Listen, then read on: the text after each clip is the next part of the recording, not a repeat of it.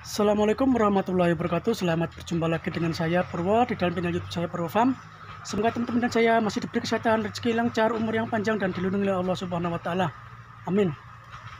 Terima kasih buat teman-teman yang sudah menonton dan mengikuti video-video saya yang sebelumnya, dan buat teman-teman tolong bantu channel YouTube ini agar lebih berkembang lagi dengan cara tekan tombol like, subscribe, komen, share video dan aktifkan notifikasinya.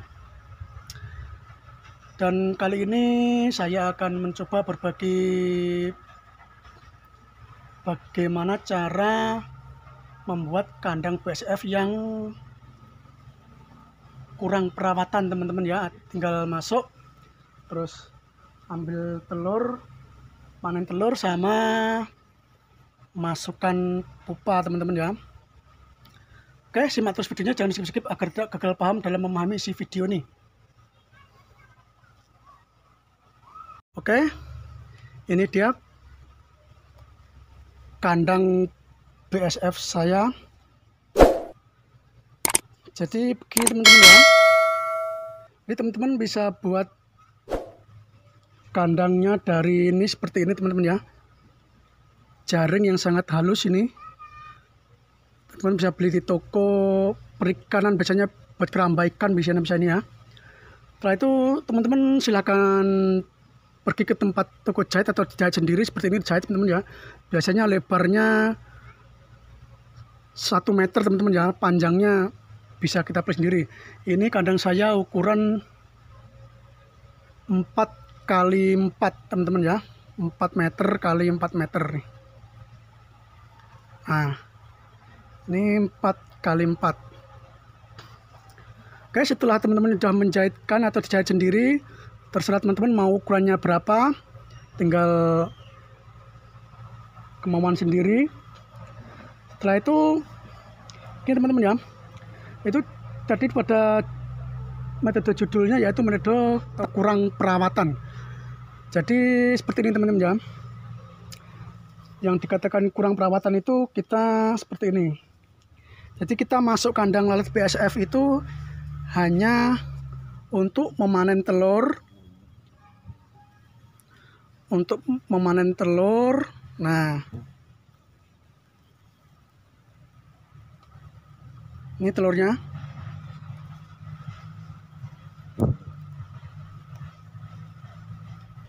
Tuh yang di dalam itu teman-teman tuh. Nah itu telurnya ya teman-teman ya. Nah ini jadi kita masuk dalam kandang BSF itu hanya masuk untuk manen telur yang pertama, dan untuk memasukkan pupanya teman-teman ya. Nih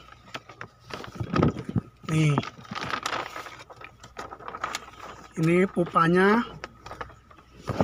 Jadi teman-teman usahakan untuk menaruh ketebalan pre-pupa, usahakan kurang lebih 10 cm teman-teman ya, jangan terlalu tebal, nanti yang di dalam dia akan susah keluar kalau sudah menjadi lalat. Tuh, dia akan lama nanti jadi lalatnya teman-teman ya. Tapi usahakan paling tebal 10 cm untuk tempat pupanya. Nah jadi kita hanya masukin pupa sama untuk memanen telur. Jadi nggak perlu dikasih minum, nggak setiap hari harus, nggak disiram selambunya, biasanya kan disiram itu. Kandangnya biasanya disiram buat minumnya, maggot buat minum lalatnya. Tapi dalam pembuatan kandang ini lebih ringkis teman-teman ya. Jadi tanpa dikasih air minum, tanpa membuang nih teman-teman ya, nih apa namanya, lalat BSF yang sudah mati ini seperti ini teman-teman ya. Nih ini lalat BSF yang sudah mati, yang sudah bertelur dan sudah kawin, dia mati. Jadi nggak perlu membuangin ini, kita cangkul ini teman-teman ya, tangannya kita cangkul seperti ini, kita cangkul, dan usahakan di yang ruang-ruang kosong ditanemin tanaman seperti ini teman-teman ya. Bisa ubi, ini apa namanya, temulawak. Ini juga temulawak, ini temu putih. Ini ada jahe. Ini ada jahe dan ini ada singkong dan ini ada kunir atau kunyit. Jadi seperti ini teman-teman ya. Dari sana pun ada itu. Jadi nanti lalat BASF yang sudah mati biarkan dia terurai dengan tanah sendiri teman-teman ya. Nah, jadi usahakan dalam pembuatan kandang lalat BASF teman-teman jangan disemen atau dikasih apa, yang penting tanah aja teman-teman ya. Tanah aja, berikan tanah. Kalau tidak tanah teman-teman bisa diganti dengan pasir. Kalau ini nanti takut musim hujan becek atau gimana, bisa disiram dengan pasir. Kalau enggak ininya lantainya diganti pasir bisa, tanah sama pasir juga bisa ya. Nah, jadi yang pertama yaitu setelah teman-teman membuat ukuran berapa kotaknya untuk kandang BASF-nya, setelah itu lantainya usahakan tanah aja teman-teman ya. Nah, seperti ini tanah. Setelah itu untuk rangkanya jadi kalau bisa rangkanya jangan di dalam teman-teman ya. Usahakan rangka buat ngikat apa namanya, buat ngikat ini kandangnya di luar. Nanti kalau di dalam, dulu saya pernah di dalam, kalau rangkanya di dalam bagian dalam nanti akan tempat bertelurnya, jadi sembarang telurnya. Jadi lalatnya suka-suka telurnya teman-teman ya, tidak di tempat yang telah disediakan. Nah, saya hanya pakai bambu aja nih, bambu, terus setiap anunya saya ikat itu, setiap sudut-sudutnya saya ikat, sama setiap sambungan itu saya ikat sama bambunya. Usahakan separuh kandang dikasih atap. Ini untuk mempermudah kita tidak tiap hari untuk menyiram air untuk kasih minum lalatnya. Jadi otomatis nanti kalau malam dia kalau malam sampai pagi biasanya akan keluar embun.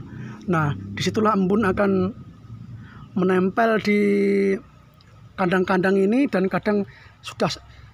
juga sampai masuk di sini embunnya teman-teman ya, sampai di pohon-pohon ini. Jadi nanti lalat BASF akan minum dengan sendirinya teman-teman ya, nggak perlu kita siram pakai air atau semprot pakai air untuk minumnya lalat BASF-nya. Jadi itu keuntungannya tidak diatapin teman-teman ya. Namun kalau dalam ya kekurangannya yaitu kalau hujan otomatis akan basah, tapi tidak apa-apa karena di alam lalat BASF pun juga kena hujan, kena panas. Instingnya begitu aja teman-teman ya, logika di alam seperti itu. Jadi nanti kalau bikin atapnya separuh saja, nanti yang separuh nanti embun bisa masuk, bisa turun sampai ke bawah. Nah, itulah simpanan buat minum lalat BASF-nya. Dan jadi nggak perlu ngasih air atau minum teman-teman ya, air untuk minumnya. Nah, itu kemudahan atau dalam pembuatan kandang seperti ini teman-teman ya, metode istilahnya kurang perawatan. Jadi separuh aja teman-teman ya yang dikasih atap, separuh. Jadi nanti tidak basah semuanya. Kalau kena hujan itu hanya untuk antisipasi hujan, supaya kalau lalatnya yang nggak kuat untuk hujan-hujanan, dia bisa ke sini teman-teman ya, bisa di bawah yang ada atapnya, tidak kena hujan. Nah, seperti ini. Seperti ini kan mendung. Ini mendung mau hujan tuh. Jadi dia kebanyakan larinya ke sini nih. Nah, tuh. Lalat BASF-nya larinya ke bawah yang ada atapnya. Nah, seperti ini kurang lebih teman-teman ya. Dan untuk tempat pupanya usahakan dikasih atap seperti ini teman-teman ya. dikasih atap karena atasnya tidak ada atapnya. Jadi nanti pupanya kalau tidak dikasih seperti ini nanti akan basah, jadi dia akan gagal menjadi lalat. Nah, yang dibungkus plastik seperti ini bisa saja teman-teman bisa bungkus plastik, bisa dibungkus kain yang warnanya hitam juga bisa. Kalau saya lebih mudah plastik karena lebih murah, dan nanti dia akan lebih hangat di dalamnya dan akan lebih cepat untuk menjadi lalatnya teman-teman ya. Nah, ini kandang pupanya dibuat seperti ini teman-teman ya nih. Nah, seperti ini. Tuh dari jauh kelihatan ya. Nah,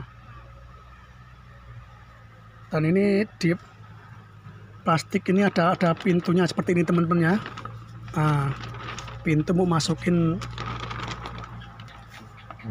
untuk masukin pupanya, dan tempat telurnya usahakan dikasih peneduh seperti ini teman-teman ya, agar nanti telurnya tidak kena air hujan, tidak kena embun. Nah, seperti ini. Nanti kalau kena air ataupun kena air hujan nanti akan gagal menetas telurnya karena dia akan dalam keadaan lembab. Jadi usahakan tempat untuk bertelurnya dikasih peneduh asbes seperti ini teman-teman ya.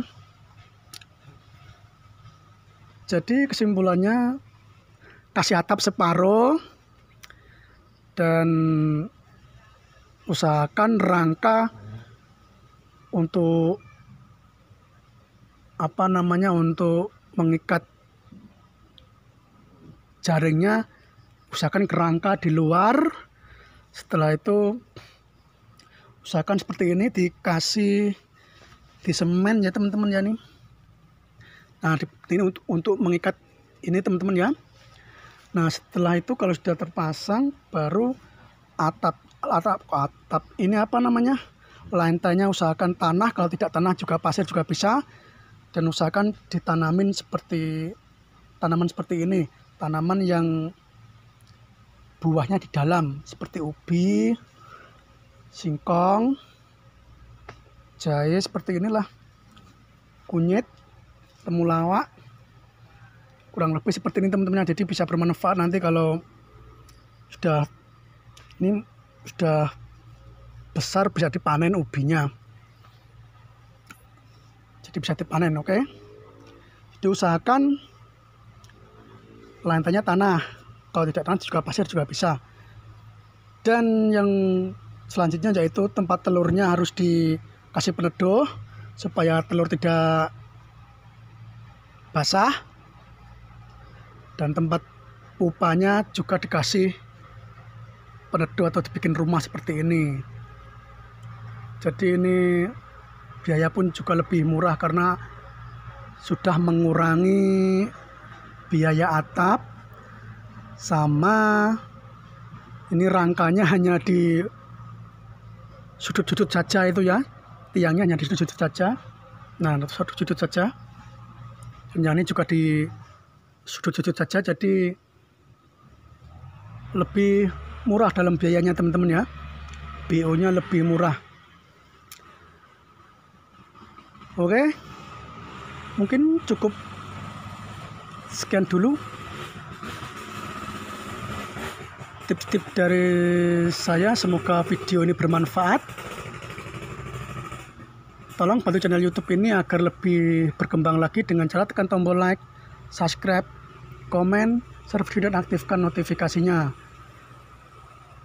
Oke, himbauan, ini kandang metode seperti ini tidak direkomendasikan atau tidak dianjurkan untuk tempat yang curah hujannya tinggi teman-teman ya.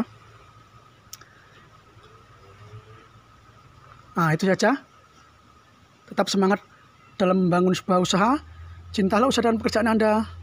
Salam sukses. Assalamualaikum warahmatullahi wabarakatuh.